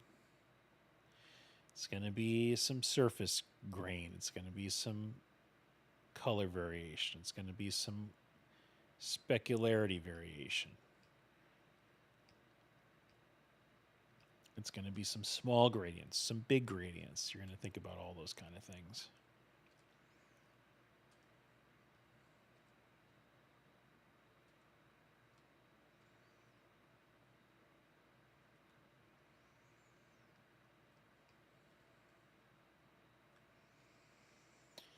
And for me, the deeper the pocket, the heavier I'm going to lean into this kind of wet material.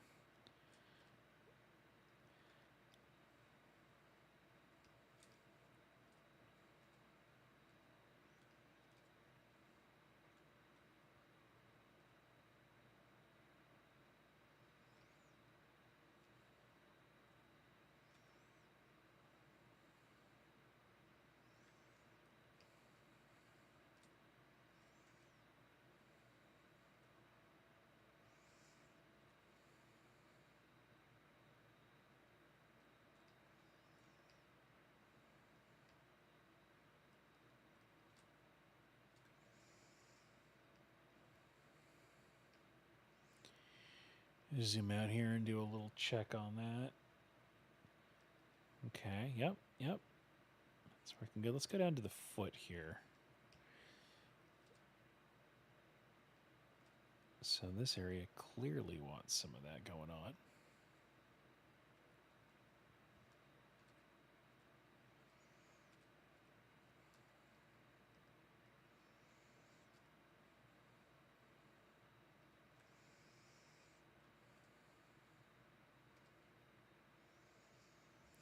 I think one of the coolest things about these modern workflows is just how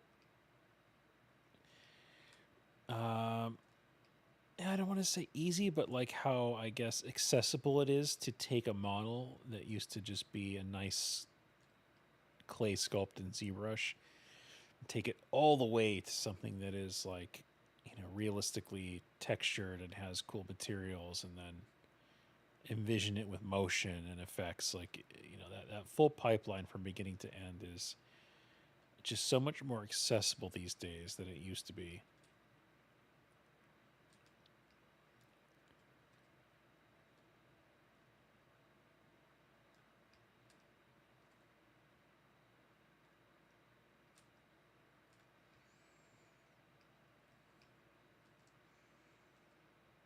So a lot of times it's like AI stuff just feels to me so lazy, man, so lazy, because I'm used to this stuff being, or I got used to this stuff being like,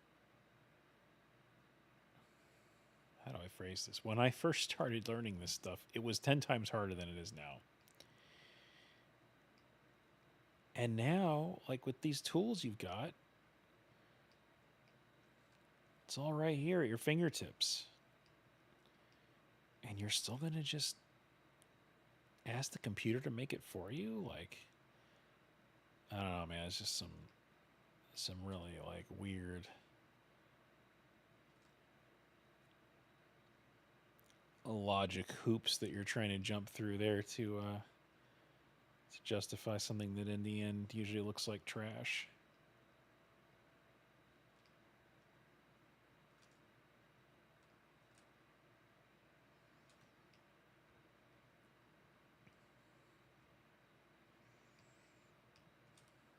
Okay, let's see, is there anything going on? Okay, I think we hit all that pretty good. Maybe we'll go a little bit wetter.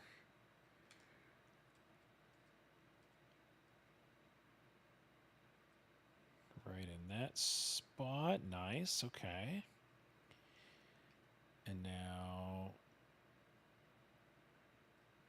I like some of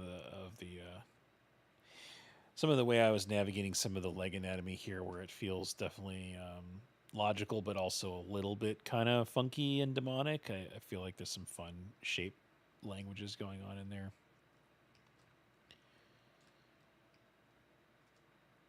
That's always the line that you're straddling as a concept artist, is how do you cue into the known to make something feel relatable and immersive, but then pull on the right parameters to make something feel unique and inspired. You're always kind of managing that balance. And if the balance skews too far in one direction, you might have something that feels very derivative and boring. And if you go too far in the other way, it might be just too wild, and then people don't really buy into it.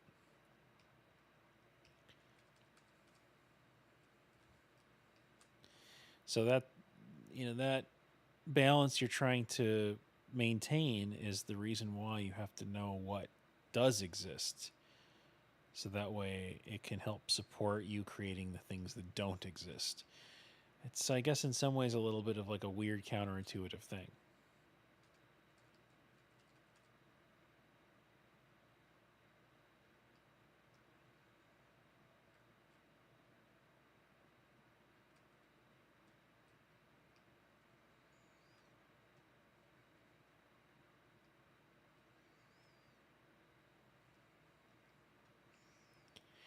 I think just an example from film in that way is, let's say there's a movie that's has a little bit of a kind of magical element to it, right? We got got a little touch of fantasy in there somewhere, but maybe like the whole movie you don't really ever see magic manifest, and it's only in like the last 10 minutes of the movie do you actually see it in front of you visually. that can be super effective, right? Because you're spending like 2 hours with the audience, grounding them in this world, and then you kind of save it for that moment, right? That special moment. Versus if people are flinging spells left and right from beginning to end of the movie, it loses its impact. And that, what we're really talking about there is just another core aspect of humans, which is evaluation through contrast, right? Like we're all about evaluating things based on a comparison. So you've got to offer up that comparison. You'll just see that trickle through every facet of art, right? Well, everything's red, so now nothing seems red. It's like this character here, right? Like everything's red, so nothing seems red. That's not necessarily bad if you want the red to feel like it's not impactful, but it also might make the red feel kind of artificial. So now we're going to play with, well, can we make some of the areas of the skin a little bit lighter, maybe a little bit more saturated, a little less saturated. Maybe there's some areas that become more blackened and gray. And then when you start doing that, it's like, okay, yeah, like now the red, I can kind of buy into this red. The red feels more alive.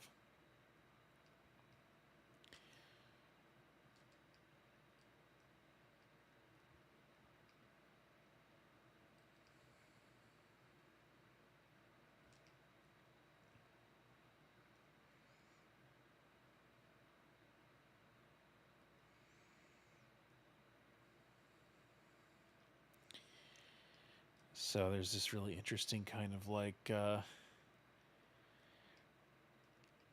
super, I guess you could call it like hypertrophic pelvis that is kind of bulging beyond the pelvic muscles here, like the medius and maximus. And I like thinking about maybe some of this stuff in here getting a little bit more kind of specular and creating some interesting transitions. So I think we hit all of the. Oh no, we got this big guy right here. That guy needs some of this treatment for sure.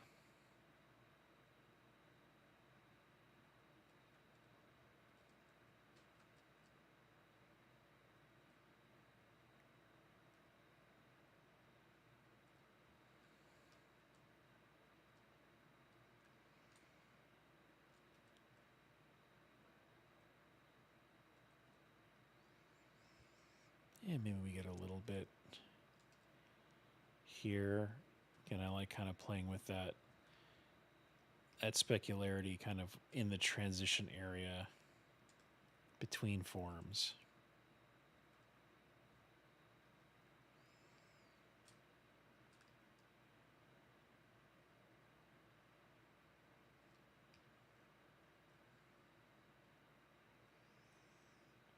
Okay.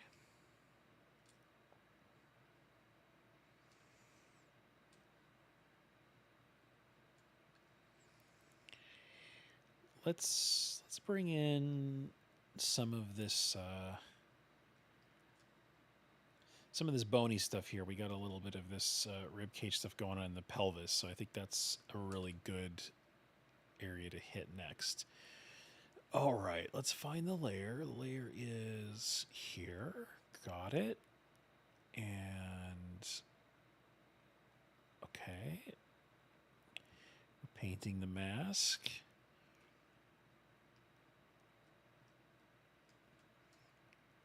Okay, there we go.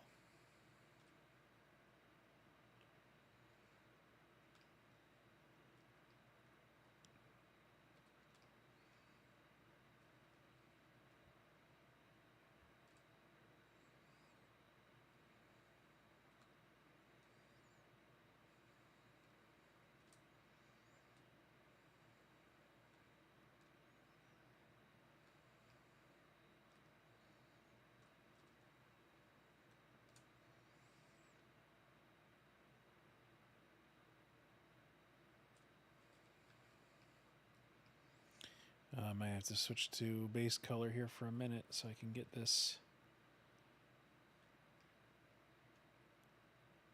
scene a little easier here. Okay, there we go. Actually, is base color B? What is B? Oh, B is ID. What is base color? What's the hotkey for that, I wonder? I have to look up the hotkeys. I don't know that one. Is it C? Oh yeah, it's C for color. Nice. C M. Cool. I like when the hotkeys make sense.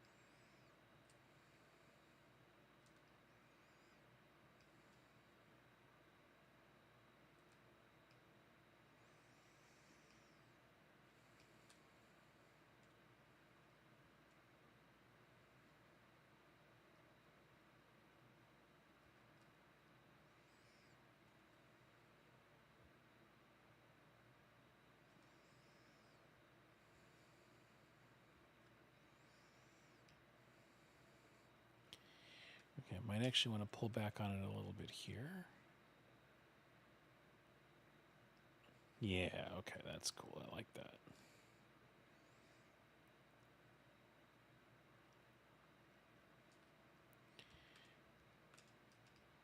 Let's go a little darker with the ends. I mean, that pelvic bone is really, really cool and prominent with that material on there, right? I think that looks pretty neat.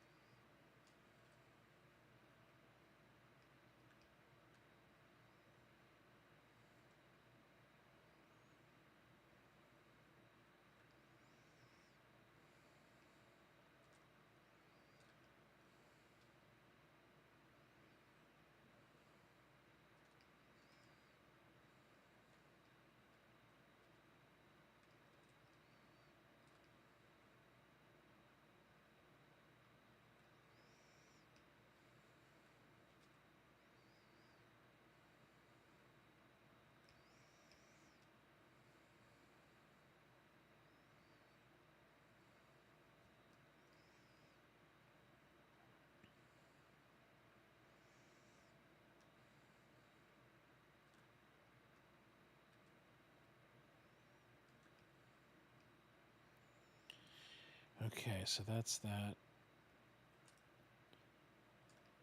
Some of the bony areas there. I think maybe the knee makes sense to have some of this. Maybe not as prominent, but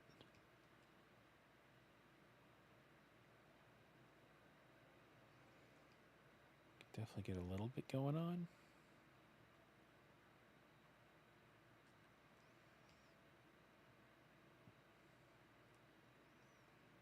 Uh-oh, what happened there? Was that... What is going on with that section there?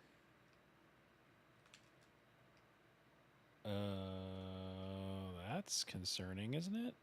Uh-oh. Hopefully that's just a graphical bug. I'm at 47% cache disk usage, so we're not facing any cache issues.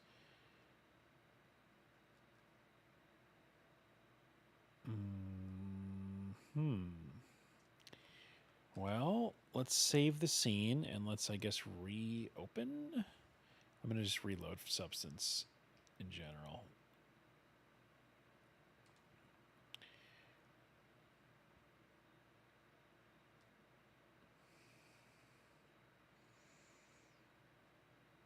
Okay. File, open, recent.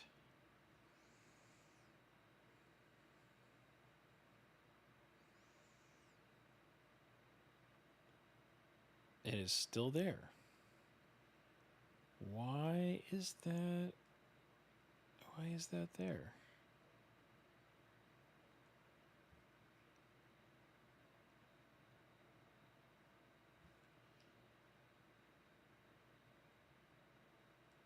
I mean, it's definitely like there's one specific UV piece there that's got an issue. What is going on?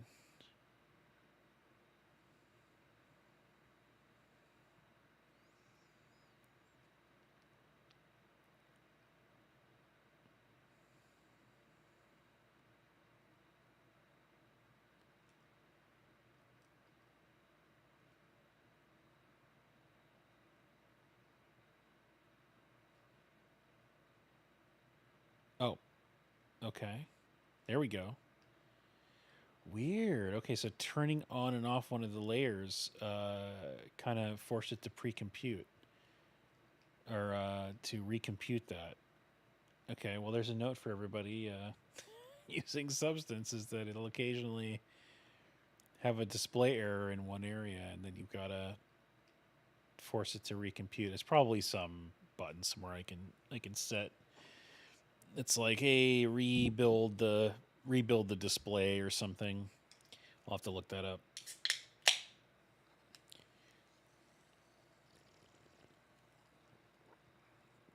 Spindrift Pineapple. Not sponsored. Okay.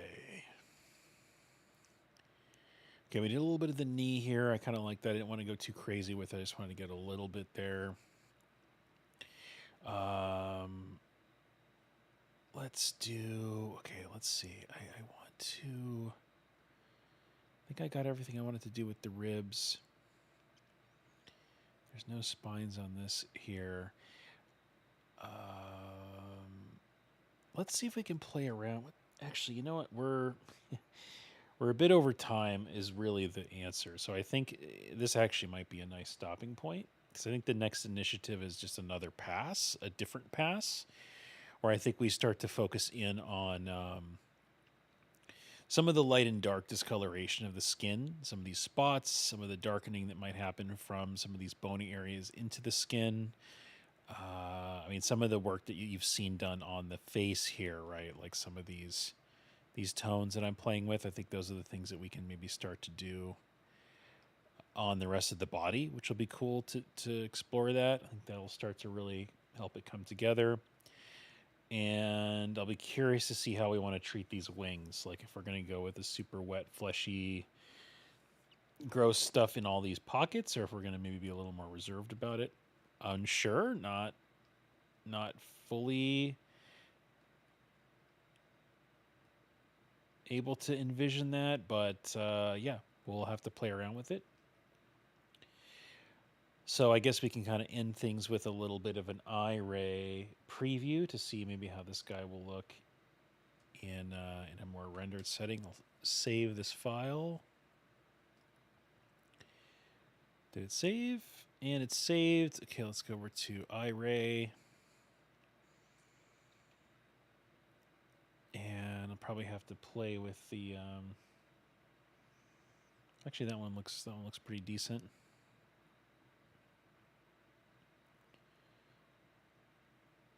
So yeah, kind of as you let it sit, it refines the render a little bit more and more. Let's play around with a couple other lighting scenarios here. Let's just have some fun with it. Let's see. Scroll up to this one. Let's do. How's this one look? Ooh, okay. That's kind of cool. Cool, moody lighting. I'm gonna rotate this to more of a kind of intimidating angle here from below, like he's a massive demon. You'll notice the little emissive on the hand and the eyes coming through here, poking through the darkness. Seeing some of that kind of more onyx bone showing up, and then you're getting a good difference between some of the wet inner areas and some of the outer areas there. So yeah, I mean, you can see too, though, like the head is benefiting from some of those gradations and subtle skin modelings that we're doing. It's kind of what I want to try to introduce elsewhere in the model. Uh, but yeah, it's coming along, guys. Like it definitely is feeling a lot more believable now than when we were just bashing some clay around in ZBrush, right? So it's cool. It's encouraging. It definitely is motivating. Uh, the gears are moving forward, and yeah, we'll just keep working at this. And I'm glad that I was able to get Substance working on stream. I'm glad that it was just kind of a weird little technical glitch with that shader I was trying to use. So I hope you enjoyed. Thanks everybody for watching, and I'll be back hopefully next week with some more Lord of the Pit Substance painting. Take care, everybody, and we'll see you next time. Bye bye.